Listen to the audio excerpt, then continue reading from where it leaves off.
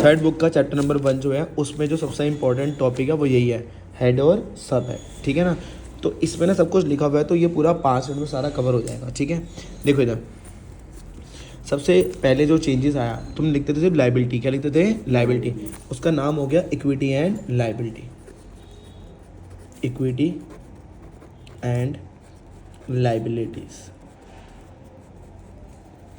ये लाइबिलिटी का नाम चेंज हो गया, क्या हो गया, इक्विटी एंड लाइबिलिटी। अच्छा, ये याद करने की कोई ज़रूरत नहीं है, कुछ बंदे जो पागल होते हैं वो ये याद करने बैठ जाते हैं। तुम्हारे पेपर में जब कैश फ्लो का क्वेश्चन आएगा ना, तो वहाँ पे देख लेना सब बनी होगी बैलेंस शीट। तो अगर तुम्हें कोई नाम याद भी ना आ रहा हो ना, तो अपने क्वेश्चन पेपर का कैश फ्लो का क्वेश्चन खोल लेना। तुमने देखा होगा कैश फ्लो में बैलेंस शीट यही तो दी होती थी। तो ये नाम याद करने मत बैठ जाना, उनके अंदर क्या आता है ये इंपॉर्टेंट है, ये इंपॉर्टेंट नहीं है। अब बच्चे इसकी कोई वो बना लेते हैं स्लोगन कि चलो जी ये ऐसे याद रहे हो, ये क्यों याद कर रहे हो, ये क्वेश्चन ही नहीं है। और अगर तुम्हें ये याद नहीं भी आ रहा, चलो मान लो मुझे याद नहीं आ रहा शेयर होल्डर के आगे फंड था या क्या था, मुझे याद ही नहीं आ रहा, तुम्हारे क्वेश्चन पेपर में कैश फ्लो का क्वेश्चन होगा, उसको खोलना, वहाँ देख लेना यही लिखा होगा शेयर होल्डर फंड। तो मैं तुम्हें दिखा भी देता हूँ, ये देखो कैश फ्लो के चैप्टर में ये सब कुछ आएगा। तो लेफ्ट वाली हेडिंग इंपॉर्टेंट नहीं है, ये देखो ऐसे क्वेश्चन आएगा कैश फ्लो का, ऑलरेडी लिखा तो है शेयर होल्डर फंड, शेयर सारे नाम लिखे हुए हैं। तो जो कैश फ्लो का क्वेश्चन आता है, जो प्रिपेयर कैश फ्लो स्टेटमेंट, उसमें ऑलरेडी सारे नाम दिए होते हैं। तो तुम्हें लेफ्ट वाला पोर्शन याद करने की कोई नीड नहीं है, तुम्हें बस ये देखना है किस टॉपिक में क्या क्या आता है, ठीक है ना। तो हम स्टार्ट करते हैं। पहले तो 3 नाम, ये जो रेड में लिखे हुए हैं ना 1 2 3, इन्हें बोलते हैं मेजर हेड। क्या बोलते हैं, इनको हेड भी बोल सकते हैं और मेजर हेड भी और मेन हेड भी, किसी भी नाम से भी आ सकता है। अगर तुम्हें कंफ्यूजन होती है क्वेश्चन में क्या पूछा है, तो तुम दोनों आंसर लिखाना, मेन हेड भी और सब हेड भी, ठीक है ना। सब हेड ये वाले होते हैं जो मैंने डॉट में लिखे हुए हैं, किस में लिखे हुए हैं, डॉट में, इन्हें बोलते हैं सब हेड। तो जो डॉट में है उन्हें बोलते हैं सब हेड, और जो न्यूमेरिक में दिए हुए हैं 1 2 3 करके न्यूमेरिक में, उन्हें कोई भी नाम दिया जा सकता है, मेन हेड, मेजर हेड या नॉर्मल हेड, कोई भी नाम दिया जा सकता है। तो अब स्टार्ट करते हैं, ठीक है। देखो इक्विटी का मतलब होता है मालिक, कौन होता है, मालिक। तो शेयर होल्डर फंड, क्योंकि कंपनी के मालिक कौन होते हैं, शेयर होल्डर। लाइबिलिटी 2 होती हैं, एक वो जो 1 साल के बाद दी जाए और एक वो जो 1 साल से पहले। तो जो 1 साल के बाद दी जाती है उसे क्या बोलते हैं, नॉन करंट, और जो 1 साल से के अंदर देनी होती है वो कौन सी होती है, करंट। तो नॉन करंट वो होती है जो तुमने 1 साल के बाद देनी है, पे आफ्टर 1 ईयर। और करंट लायबिलिटी क्या होती है, जो पे विद इन 12 मंथ्स, जो पूरे 12 महीने के अंदर पे करनी हो, एग्जैक्ट 12, ठीक है ना। अच्छा, क्वेश्चन अगर आया कि सिर्फ एग्जैक्ट 12 महीने में देनी है, तो वो करंट होती है, नॉन करंट होती है, करंट। नॉन करंट तब बनेगी जब 12 महीने 1 दिन हो जाएगा, जैसे ही 12 महीने क्रॉस होंगे, up to 12 months current liability होती है, ठीक है। तो देखो मुझे 3 जो मेजर हेडिंग है वो मुझे यहीं से मिल गई, इक्विटी एंड लायबिलिटी से। इक्विटी मतलब शेयर होल्डर फंड, लायबिलिटी मतलब 2, एक नॉन करंट और एक करंट। अब आ जाओ, शेयर होल्डर फंड का मतलब होता है जो मालिक का पैसा, मालिक का पैसा कहाँ लगा होता है, कैपिटल के नाम से। और कंपनी में कैपिटल को क्या बोलते हैं, शेयर कैपिटल। सर हमने तो सिर्फ कैपिटल पढ़ा था, वो प्रोप्राइटरशिप के लिए होता है, ठीक है ना। तो देखो इधर शेयर कैपिटल, अब शेयर कैपिटल में क्या क्या आता है, जो तुम इशू शेयर, जो तुम्हारी बुक नंबर 2 है उसका जो पहला चैप्टर है इशू शेयर, उसमें जितने भी टॉपिक पढ़े हैं सारे शेयर कैपिटल में आ जाएंगे। तो ये सब लर्न करने की जरूरत नहीं है, बताता हूँ क्यों। तुमने शेयर चैप्टर में क्या पढ़ा था, इक्विटी शेयर, दूसरे कौन से होते हैं, प्रेफरेंस शेयर, कॉल सी नरेस तुम्हारी जनरल एंट्री में आता था, शेयर फॉरफीचर तुम्हारी जनरल एंट्री में आता था, रीइशू। अच्छा, एक बंदा है कॉल से इन एडवांस, एक यही एक्सेप्शन है, ये यहाँ नहीं आएगा। सर ऐसा क्यों, तो अभी मैं जब आगे बढ़ूंगा तो एक लास्ट में टॉपिक आएगा तब समझाऊंगा। तो फिलहाल शेयर चैप्टर के सारे टॉपिक यहीं आएंगे, बस एक कौन नहीं आएगा, एडवांस। कौन नहीं आएगा, इसका मतलब है ये याद करने की जरूरत ही नहीं है, शेयर चैप्टर के जितने भी टॉपिक हैं सारे शेयर कैपिटल के पार्ट हैं, और उससे भी और सिंपल।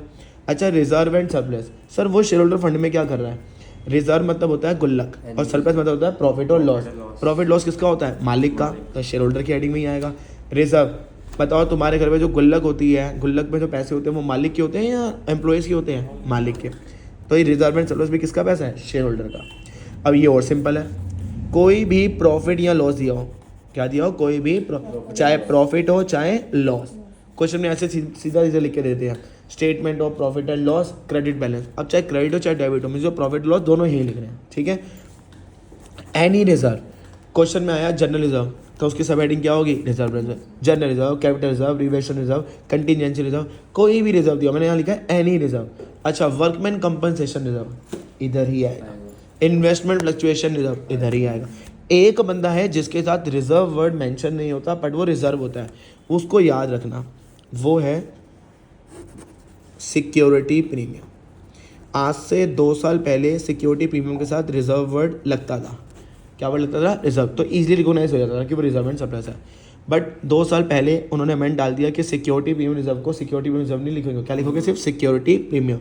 तो अगर तुम्हारे पेपर में आया सिक्योरिटी प्रीमियम तो लिखा तो सिक्योरिटी प्रीमियम पर तुम इसको पूरा क्या पढ़ोगे? Security premium reserve. और रिजर्व पढ़ा है तो फिर कहाँ पे आएगा? Reserve and surplus. ध्यान रखना सिक्योरिटी प्रीमियम के साथ रिजर्व वर्ड नहीं आएगा, ठीक है ना। आ जाओ आगे। नॉन करंट लायबिलिटी जो तुमने 1 साल के बाद देनी है। तो पहले जिक्र किसका होता है? उधार लिया होगा तभी तो पे करने होंगे। तो लॉन्ग टर्म, सर आपने यहाँ पे लॉन्ग टर्म क्यों मेंशन करा है? क्योंकि मैंने 1 साल के बाद देने हैं। तो जो पैसे मैंने 1 साल के बाद देने होते हैं वो क्या होते हैं? Long term. Long term borrowing, boring मतलब किस किस से उधार ले सकते हो? बैंक से ले सकते हो तो उसे क्या बोलेंगे? Bank loan. पब्लिक से भी ले सकते हो, पब्लिक से जो उधार लोगे डिबेंचर्स। क्या बोलोगे? डिबेंचर्स। अच्छा, डिबेंचर का दूसरा नाम होता है पब्लिक डिपॉजिट, क्योंकि पब्लिक ही तो दे रही है। अगर पब्लिक किसी कंपनी को देती है तो वो भी तो उधार ही होता है। अब क्या होता है? तो फिर सर पब्लिक डिपॉजिट क्यों आ रहा है? देखो अगर तुम किसी गवर्नमेंट कंपनी को दोगे तो वो बोलते हैं पब्लिक डिपॉजिट, और किसी प्राइवेट कंपनी को उधार दोगे तो उसे क्या बोलते हैं? डिबेंचर। पब्लिक कंपनी को ही दे रही है, अगर वो पब्लिक गवर्नमेंट कंपनी को देगी तो वहाँ वर्ड होता है पब्लिक डिपॉजिट। और अगर पब्लिक जो है किसको दे रही है? प्राइवेट कंपनी को, तो कौन सा वर्ड यूज होता है? डिबेंचर, ठीक है। डिबेंचर का एक और नाम होता है बॉन्ड। क्या नाम होता है? बॉन्ड। तो ये बोरोइंग है, मतलब तुम या तो बैंक से पैसे ले सकते हो या तो फिर किससे ले सकते हो? पब्लिक। तो ये तीनों पब्लिक के नाम है, डिबेंचर, बॉन्ड और public deposit. Long term provision. अब बताओ बोरोइंग और प्रोविजन, अब इन दोनों में मैंने 1 साल के बाद ही पैसा देना है क्योंकि रूल ही यही है। पर मैं कैसे पहचानूंगा कि मैं बोरिंग में जाऊंगा या प्रोविजन? अगर तुम्हें अमाउंट पता है, क्या पता है? अमाउंट कि कितने देने हैं, तो वो बोरिंग में जाता है। अगर तुम्हें अमाउंट पता है, और अगर तुम्हें अमाउंट नहीं पता पर देना 1 साल के बाद है तो फिर वो किस में जाता है? Long term provision. इसमें सबसे बड़ा एग्जांपल है एम्प्लॉइज़ प्रोविडेंट फंड। अच्छा, एम्प्लॉइज़ प्रोविडेंट फंड का मतलब होता है कि तुम्हें ना जो ये EPF के पैसे हैं रिटायरमेंट के बाद मिलेंगे। और जैसे मान लो अगर मैं 25 साल का हूँ तो रिटायरमेंट एज तो 60 होती है, तो कम से कम 25 और 10 35 साल है। अब देने तो 1 साल के बाद ही है, तो चाहे 35 साल हो चाहे 100 साल हो, तो कितना अमाउंट बनेगा मुझे नहीं पता वहाँ पे। तो अमाउंट नहीं पता तो फिर वो क्या बन जाएगा? और प्रोविज़न। और देने 1 साल के बाद है तो फिर वो किस में चला जाएगा? Long term provision. तो सिंपल सा एक याद रखना है, एम्प्लॉइज प्रोविडेंट फंड किसका पार्ट होता है? Long term provision. अच्छा, अब एक मुझे बताओ, क्वेश्चन एक कैसे बन सकता है? तुम्हारे ऊपर एक केस चल गया है। क्या चल गया है? केस। अब वो केस अगर तुम हारे तो तुम्हारे ऊपर लाइबिलिटी आ जाएगी। अब तुम्हें पता है कितने की आने वाली है? नहीं, तुम्हारे ऊपर एक केस चल रहा है, किसी ने तुम्हारे प्रोडक्ट कोई बेकार यूज़ हुआ होगा तो किसी ने तुम्हारे पास केस डाल दिया और तुम्हारे पास केस चल पड़ा है। अब वो केस अगर तो तुम हार गए तो तुम्हें कंपनसेशन देना पड़ेगा। तो अब तुम्हें थोड़ा पता कितना देना है, वो तो कोर्ट डिसाइड करती है, जज की कितना देना पड़ेगा। तो मैं तुमसे यही पूछा कि तुम्हें अब अमाउंट नहीं पता पर देना पड़ सकता है, तो ये बनती है कंटीजेंट लायबिलिटी। कि हुआ तो ठीक है दूंगा और नहीं हुआ तो नहीं दूंगा। कंटीजेंट का लायबिलिटी का मतलब ये होता है मे और मे नॉट हैपन। तो अगर ऐसी सिचुएशन आ रही है तो उसे कंटीजेंट लायबिलिटी बनाना, ठीक है। आ जाओ आगे। प्रोविजन, ये तो देने ही देने, देखो जहाँ पे श्योरिटी है देने ही देने पर अमाउंट नहीं पता तो प्रोविजन में जाएगा। अब जैसे मैंने तुमसे पूछा कि एक केस चल रहा है तो अभी मैं हारा थोड़ी ना हूँ, तो इसका मतलब मे और मे नॉट हैपन है तो कंटीजेंट है। बट अगर ये क्लियर कट हो चुका है कि भाई साहब आप हार चुके हो, ठीक है, अब आपको पैसे देने ही देने हैं, अब ये डिसाइड होगा किसी और डेट पे, तो ये फिर प्रोविजन है, क्या देने ही देने। तो कंटीजेंट और प्रोविजन में फ़र्क क्या होता है? दोनों में अमाउंट तो नहीं पता, पर दोनों में क्या चीज़ एक डिफरेंट लाती है कि अगर देने ही देने हैं तो प्रोविजन है, और अगर अभी मे और मे नॉट हैपन है तो फिर वो कंटीजेंट है, ठीक है। अदर नॉन करंट लायबिलिटी, इधर देखो भाई, अब जो इन दोनों में ना आए और मैंने पैसे 1 साल के बाद ही देने हैं। पैसे कब देने हैं? 1 साल के बाद। ना तो मैंने कोई उधार लिया है, ठीक है, और प्रोविजन मतलब होता है मुझे अमाउंट नहीं पता, वो किस में जाएगा? अदर। तो सर वो ऐसी कौन सी चीज़ होती है? ये पेपर में बहुत आती है। प्रीमियम मतलब होता है एक्स्ट्रा। क्या होता है? एक्स्ट्रा। प्रीमियम पे एक्स्ट्रा पे करा है कब? रिडम्पशन पे। कब पे करा है? रिडम्पशन। अब एक एग्जांपल समझना ढंग से, देखो इधर मैंने किसी बंदे से 100 करोड़ उधार लिए। कितने लिए? 100 करोड़। और मैंने उसको डील करी थी कि जब मैं तुझको चुकाऊंगा 5 साल के बाद तो मैं तुझे 110 करोड़ दूंगा। तो मैंने कितने पैसे एक्स्ट्रा दिए उसे? 10 करोड़। तो एक्स्ट्रा जो रिडम्पशन पे कर रहा हूँ, तो यहाँ पे बात हो रही है 10 करोड़ की, जो एक्स्ट्रा पे करे। देने तो 100 थे पर कितने दे रहे हो? 110। तो जो एक्स्ट्रा 10 करोड़ जा रहे हैं तो ना तो वो मैंने उधार लिए थे, क्योंकि मैंने उधार तो 100 करोड़ लिए थे, तो 100 करोड़ जाएंगे इधर उधार वाले, क्योंकि जैनवन मुझे कितने मिले थे उधार में 100 करोड़, वो जाएंगे बोरिंग में। अब मुझे अमाउंट तो पता है मुझे कितने देने हैं 10 करोड़, तो प्रोविजन में नहीं जा सकता। तो 10 करोड़ जो मेरे एक्स्ट्रा हैं वो मैंने उधार नहीं लिए थे, उधार तो 100 करोड़ थे, तो ना तो मैंने ये उधार लिए हैं और मुझे अमाउंट पता है, तो प्रोविजन में नहीं हो सकता। तो अगर वो इन दोनों में नहीं आ रहा तो फिर वो किस में जाएगा, अदर नॉन करंट। तो यहाँ पे सिर्फ प्रीमियम पेड जो एक्स्ट्रा पैसा है वही आएगा, ठीक है ना। तो अगर वो तुमसे क्वेश्चन ऐसे पूछता है कि 100 करोड़ लिए थे 110 चुका रहे हो, तो बताओ ये कितनी जगह जाओगे, तो तुम लिखोगे 100 करोड़ जाएंगे बोरिंग में जो तुमने उधार लिए थे, और जो एक्स्ट्रा दे रहे हो 10 करोड़ वो किधर जाएंगे, अदर नॉन करंट, ठीक है। आगे आ जाओ, तीसरा करंट लायबिलिटी, सेम वही है, ये लॉन्ग टर्म बोरिंग है, यहाँ पे क्या हो जाएगा, शॉर्ट टर्म बोरिंग। इसमें दो हैं, ये मैंने आज तक कभी पेपर में देखे नहीं है, एक है ओवरड्राफ्ट और दूसरा कौन सा है, कैश क्रेडिट। अगला शॉर्ट टर्म प्रोविजन। अब प्रोविजन का मतलब वही है जो ऊपर सीखा था, अगर तुम्हें अमाउंट नहीं पता तो सर मैं यहाँ जाऊँगा यहाँ, अगर तुम्हें अमाउंट नहीं पता 1 साल के बाद पे करना है तो लॉन्ग टर्म प्रोविजन, और अगर तुम्हें अमाउंट नहीं पता पर 1 साल से पहले ही पे करना है तो वो कौन सा होगा, शॉर्ट टर्म। इसमें सबसे ज़्यादा पेपर में ये वाला आता है टैक्स, और टैक्स मतलब होता है provision for tax, short term provision. जितने भी प्रोविजन वाले वर्ड हो, जैसे अगर आ गया प्रोविजन फॉर डेप्रिसिएशन, वो भी यहीं जाता है।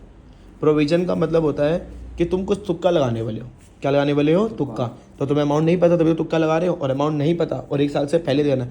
सर टैक्स क्यों 1 साल से पहले करना है, क्योंकि टैक्स के लिए तुम्हें 6 महीने मिलते हैं, ये तुम्हें याद नहीं रखना, पर टैक्स का टाइम लिमिट कितनी होती है, 6, तो 1 साल से पहले पता है। और प्रोविजन मतलब मैं तुक्का लगा रहा हूँ टैक्स का, तो मुझे अमाउंट नहीं पता, तो अमाउंट नहीं पता तो प्रोविजन की तरफ चलो, और 1 साल से पहले देने हैं तो शॉर्ट टर्म। एक आ गया टैक्स। अच्छा, एक है प्रपोज डिविडेंड। अब जब तुम वो क्वेश्चन खोलोगे तो प्रपोज डिविडेंड के 2 ट्रीटमेंट दिए हुए हैं। एक उन्होंने कहा है कि प्रपोज डिविडेंड को कंटीजेंट मानो, क्या मानो, कंटीजेंट, और एक तुम्हारा है कि तुम क्या मानो, शॉर्ट टर्म प्रोविजन। अच्छा सर ये कंटीजेंट क्यों होता है, शॉर्ट टर्म प्रोविजन कैसे बनेंगे, दोनों बता दो।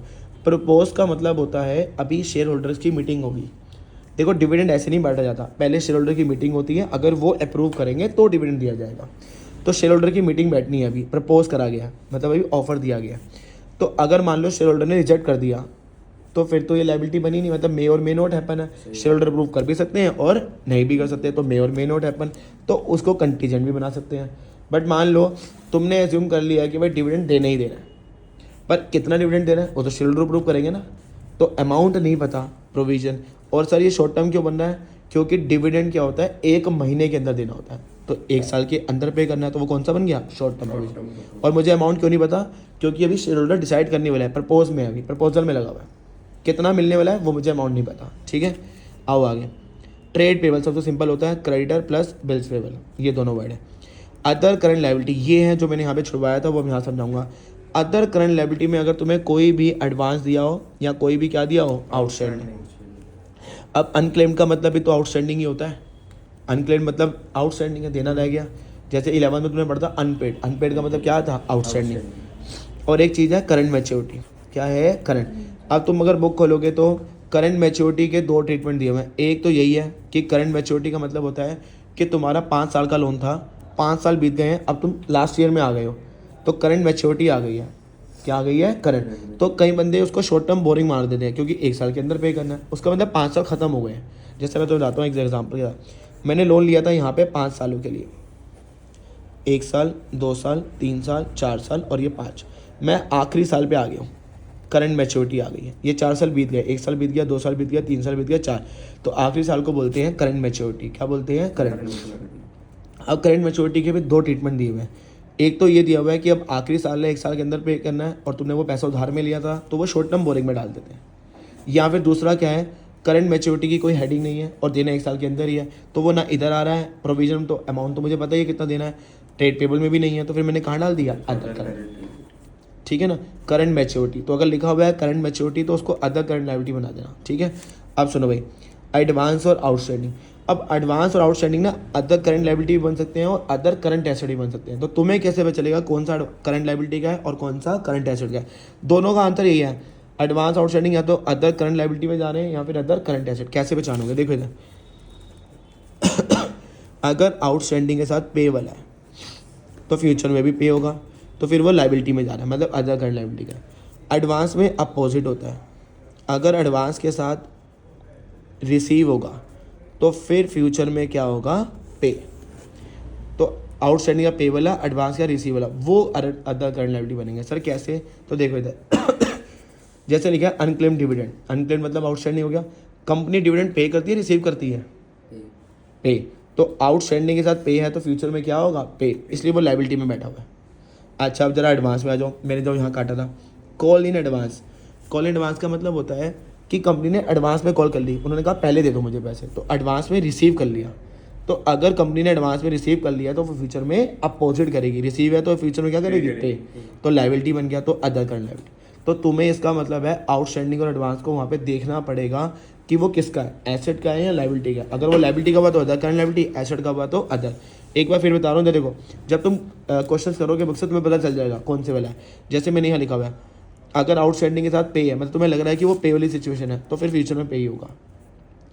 और अगर एडवांस के साथ रिसीव वाला है, जैसे कॉल्स इन एडवांस, इसका मतलब होता है कंपनी ने एडवांस में ले लिया, मतलब रिसीव कर लिया, तो फ्यूचर में वो पे करेगी। तो ये किसका था, लायबिलिटी का। अब आओ एसेट।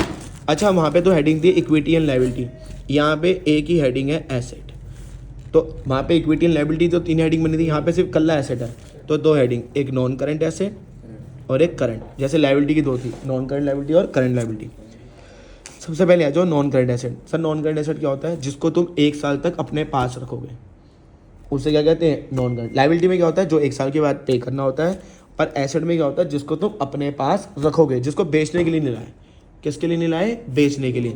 जैसे कंपनी मशीन लेती है तो वो बेचने की थोड़ा लाई, मशीन से तो अपने गुड्स बनाती है। तो देखो प्लांट एंड मशीनरी अपने पास रखेगी। फर्नीचर, अब कंपनी में फर्नीचर लगता है तो अपने पास 5 साल तो फर्नीचर लगा रहता है ना, सोफे वोफे वगैरह।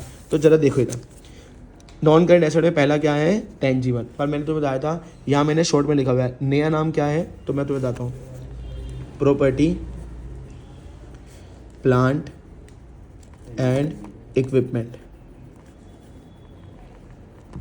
And intangible asset. मतलब अगर तुमने पहचान लिया कि क्वेश्चन में टेंजिबल, पहले मैं टेंजिबल इंटेंजिबल समझाया तो फिर बताता हूँ उसको लिखना कैसे पेपर में, ठीक है। पहले आ जाओ टेंजिबल, जिनको तुम देखो छू सकते हो, प्लांट एंड मशीनरी, फर्नीचर और लैंड एंड बिल्डिंग। इनटेंजिबल जो तुम 11th में पढ़ते हुए आए हो, patents, trademark, goodwill, copyright, computer software और यहाँ पे एक माइनिंग राइट, ठीक है ना। तो टेंजिबल इंटेंजिबल ये है। अगर मान लो क्वेश्चन में आ गया गुडविल, कौन आ गया, गुडविल, तो अगर तुमने सिर्फ वहाँ पे इंटेंजिबल एसेट लिखा तो काटा, 1 नंबर का ही आता है ये, 4 पॉइंट पूछते हैं 4 नंबर का, तुम्हें 0 नंबर मिलेंगे क्योंकि तुमने हेडिंग गलत डाली है। हेडिंग ये नहीं है, मैं बता रहा हूँ। अगर मान लो तुमने ये पहचान लिया है कि टेंजिबल या इंटेंजिबल, कोई भी एक आया हुआ है टेंजिबल इंटेंजिबल, तो पहले तो पूरी लाइन ये लिखोगे, property plant and equipment and intangible asset. अब अगर तुम्हें लगता है कि वो, जैसे मैंने पूछा कि क्वेश्चन में गुडविल है, तो गुडविल क्या होती है, इंटेंजिबल। क्या होती है, इंटेंजिबल। तो लाइन खींच के यहाँ पे लिखोगे इंटेंजिबल एसेट। मतलब ये चीज़ तो लिखनी है इतनी बड़ी, चाहे टेंजिबल हो चाहे इंटेंजिबल। तो जैसे मान लो ये एग्जांपल गुडविल का था, तो एक इंटेंजिबल का ले लिया, property plant and equipment and intangible asset, answer था इंटेंजिबल, तो इज इक्वल टू में इंटेंजिबल। अब मान लो क्वेश्चन में आया प्लांट एंड मशीनरी, टेंजिबल होता है, फिर दोबारा वही लिखोगे पूरा। तो एक मैंने ले लिया प्लांट एंड मशीनरी का, तो फिर वही लिखोगे, property plant and equipment same and intangible asset. मतलब यहाँ तक तो पूरा सेम ही लिखना है, चाहे टेंजिबल हो चाहे इंटेंजिबल। अब तुम्हें पता है कि प्लांट एंड मशीनरी टेंजिबल होती है, तो लाइन खींच के टेंजिबल का नाम अब टेंजिबल नहीं है, प्रॉपर्टी, जो मैंने यहाँ लिखा था प्रॉपर्टी प्लांट एंड इक्विपमेंट, इन तीनों वर्ड को बोला जाता है टेंजिबल। तो यहाँ लिखोगे इज इक्वल टू में प्रॉपर्टी प्लांट एंड इक्विपमेंट।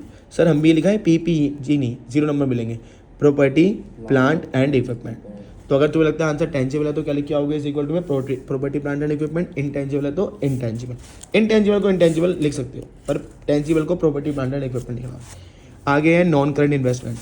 अगर मान लो पेपर में सिर्फ इन्वेस्टमेंट दी हुई है, सिर्फ इन्वेस्टमेंट, क्वेश्चन ने बताया नहीं है कि वो लॉन्ग टर्म है या शॉर्ट टर्म है, तो हमेशा एज्यूम करते हैं लॉन्ग टर्म। तो अगर इफ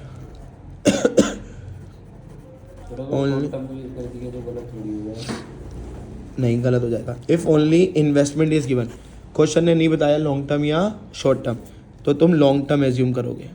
क्या एज्यूम करोगे, लॉन्ग टर्म। तो भाई उसकी हेडिंग होगी नॉन करंट इन्वेस्टमेंट। तो देखो इधर क्या क्या आता है, लॉन्ग टर्म, ये तो खुद लिख के दे देंगे लॉन्ग टर्म इन्वेस्टमेंट, या फिर क्या होगा, इन्वेस्टमेंट इन शेयर्स। इधर देख लो भाई, इन्वेस्टमेंट इन शेयर्स, तो मैंने तुम्हें कल क्वेश्चन दिखाया था, वहाँ पे लिखा था शेयर्स इन लिस्टेड कंपनीज। तो शेयर्स इन का मतलब होता है तुम्हारे शेयर्स है इस कंपनी में, तो तुमने बाय करोगे तभी तो हैं। तो कई बार ऐसे लिखा आएगा इन्वेस्टमेंट इन शेयर्स, या फिर दूसरा तरीका उनका पूछने का शेयर्स इन और किसी कंपनी में लिख के दे देंगे, तो उसका मतलब है तुमने इन्वेस्टमेंट कर रखी है, तभी तुम्हारे पास उस कंपनी के क्या है, शेयर्स है। तो उसका आंसर क्या होगा, नॉन करंट इन्वेस्टमेंट। ये सब हेडिंग है, तो उसकी हेडिंग क्या होगी, non current asset. Current asset में सबसे पहले है इन्वेंट्री, स्टॉक आता है, स्टॉक के साथ ये तो बड़ी बार आता है लूज टूल, पता नहीं कितनी बार पेपर में आ चुका है। लूज टूल हो गए, स्पेयर पार्ट हो गए, ये सब किसके पार्ट हैं, इन्वेंट्री। ऐसा क्यों, तो मैंने तो बताया था कि जैसे स्कूटी होती है, जब स्कूटी की टिक्की खोलते नहीं लेके आते, तो वहाँ पे ना लूज टूल पड़े होते हैं, वो पेचकस वगैरह, उन्हें ही बोलते हैं लूज टूल। क्या पड़े होते हैं, पेचकस वगैरह। तो वो स्कूटी का ही पार्ट होते हैं। किसके पार्ट होते हैं, स्कूटी का ही। जैसे स्पेयर पार्ट हो गया, तो वो स्कूटी का ही, इन्वेंट्री का ही पार्ट है। तो लूज टूल और स्पेयर पार्ट क्या आंसर हो गए, इन्वेंट्री, और उसकी मेन हेड क्या होगी, करंट एसेट। ट्रेड रिसीवेबल, जैसे उधर ट्रेड पेबल था, इधर क्या है, ट्रेड, तो इधर उसका अपोजिट होता है बिल रिसीवेबल और डेटर, ये तो ईजी होते हैं। कैश एंड कैश इक्विवेलेंट, ये तुमने कैश फ्लो में पढ़ा होगा। सिर्फ कैश का मतलब होता है कैश, वो ये रहा, और कैश इक्विवेलेंट होते हैं, या तो कैश इक्विवेलेंट को कह लो बैंक, या फिर कह लो करंट। तो करंट इन्वेस्टमेंट ये रही, शॉर्ट टर्म इन्वेस्टमेंट ये रही, लॉन्ग टर्म ऊपर है, उसके लिए नॉन करंट इन्वेस्टमेंट है, पर शॉर्ट टर्म इन्वेस्टमेंट की हेडिंग क्या है, कैश एंड, ये पेपर में बड़ी आती है और कितने बच्चे गलत करके आते हैं, वो लिखाते हैं नॉन करंट इन्वेस्टमेंट। अगर करंट इन्वेस्टमेंट है, छोटी दी हुई है शॉर्ट टर्म, तो वो कैश एंड कैश इक्विवेलेंट है। तो कैश एंड कैश में एक कैश आता है, एक बैंक बैलेंस आता है, और एक क्या आता है, करंट इन्वेस्टमेंट। और अदर करंट एसेट, जैसे उधर अदर करंट लायबिलिटी में आउटस्टैंडिंग एडवांस था, ऐसे ही अदर करंट एसेट में यहाँ पे क्या है, एडवांस और आउटस्टैंडिंग।